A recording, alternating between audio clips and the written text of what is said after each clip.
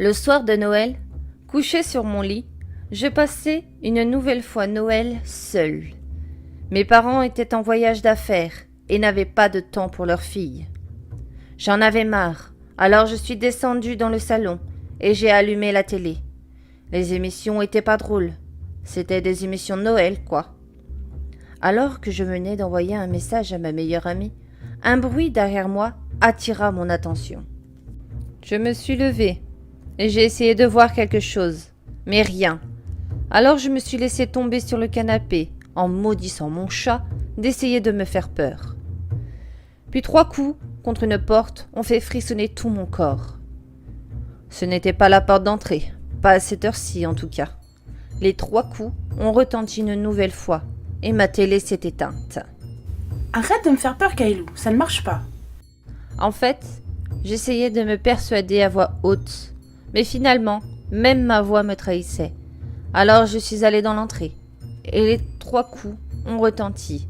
Ça venait de la cave interdite. Mes parents m'ont toujours dit que je ne devais pas entrer dans cette cave, car elle était sale, et il n'y avait rien d'intéressant. À cette époque, j'avais 5 ans.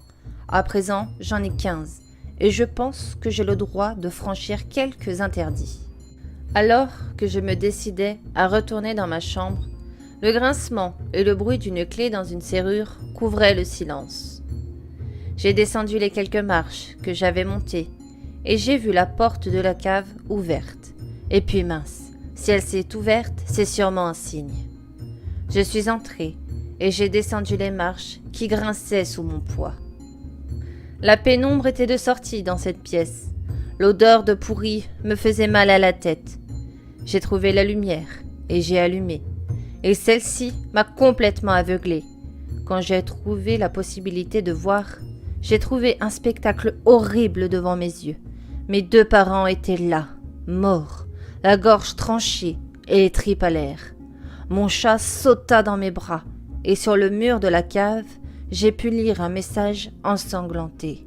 « Tu aurais dû écouter tes parents. » J'ai voulu fuir, mais j'étais paralysée.